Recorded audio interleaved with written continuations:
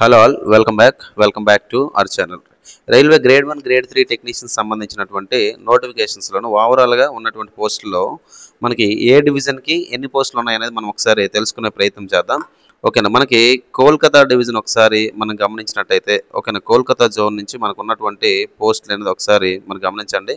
So క్లారిటీగా తెలుసుకుంటే కనుక మనం అప్లై చేసినప్పుడు ఈజీ అవుతుంది అనమాట. ఏ జోన్కి అప్లై చేయాలంటే వాట్ ఒక ఐడియా మనకి రావడం జరుగుతుంది అనమాట. ఓకేనా, మరి కోల్కతాలో మనకి గ్రేడ్ 1 వచ్చేసరికి 5 పోస్టులు ఉన్నాయి, గ్రేడ్ 3 వచ్చేసరికి 1429. సో ఎక్కువ ఉన్నాయి, ఈసారి కాంపిటీషన్ దీనికి కూడా ఎక్కువ ఉండొచ్చు. సో టోటల్గా కోల్కతా గ్రేడ్ 1 గ్రేడ్ 3 కలిపితే 1434.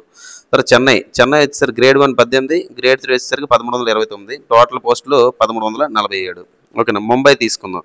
సో మీరు అప్లై చేసినప్పుడు మాత్రం ఖచ్చితంగా కోల్కతా నుంచి అప్లై చేసుకుంటూ రావాలి ప్రిఫరెన్సెస్. ఓకేనా, ముంబైకి వచ్చేసరికి 70 పోస్టులు ఉన్నాయి, ఇక్కడికి వచ్చేసరికి గ్రేడ్ 3 821, ఓవరాల్గా 891 పోస్టులు.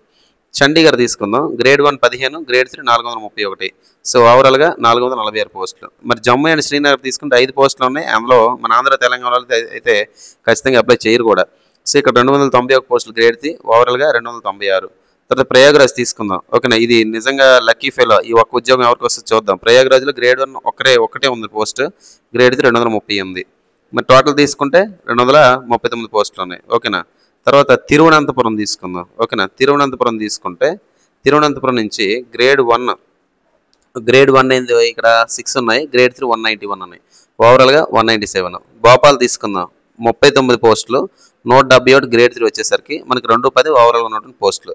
తర్వాత గువాహటికి వచ్చేసరికి 15 పోస్టులు గ్రేడ్ 1, గ్రేడ్ 3 వచ్చేసరికి 169, సో ఓవరాల్గా 184. తర్వాత అహ్మదాబాద్ తీసుకుంటే 8, మరి గ్రేడ్ 1 166, గ్రేడ్ 3 వచ్చేసరికి 174.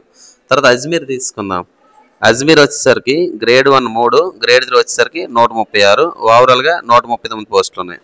తర్వాత బెంగళూరు తీసుకుందాం, బెంగళూరు వచ్చేసరికి గ్రేడ్ 1 9, గ్రేడ్ 3 వచ్చేసరికి 131, ఓవరాల్గా 140 పోస్టులు అనమాట. తర్వాత సిలిగిరి తీసుకుంటే గ్రేడ్ 1 5, గ్రేడ్ 3 వచ్చేసరికి 128, ఓవరాల్గా 133 ఉన్నాయన్నమాట. ఓకేనా, సో ఇది మీరు పూర్తిగా గమనించవచ్చు ఇక్కడ వేకెన్సీస్ లిస్ట్కి సంబంధించి. ఓకేనా, సో సికింద్రాబాద్ తీసుకుందాం, సికింద్రాబాద్ వచ్చేసరికి మనకి 0 పోస్టులు ఉన్నాయి, కాబట్టి సికింద్రాబాద్ ఎవరు అప్లై చేయాల్సిన అవసరం లేదు. ఆంధ్ర పోల్ అనేసరికి ఖచ్చితంగా సికింద్రాబాద్ వెళ్తారు. సో గ్రేడ్ 1 వచ్చేసరికి 0, గ్రేడ్ 3 వచ్చేసరికి 113, అసలు ఈ జోన్ మనం టచ్ చేయాల్సిన అవసరం లేదు కూడా.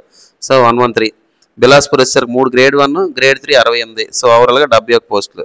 గోరఖ్పూర్ వచ్చేసరికి 0 పోస్టులు ఉన్నాయి, గ్రేడ్ 3 వచ్చేసరికి 68 పోస్టులు ఓవరాల్గా.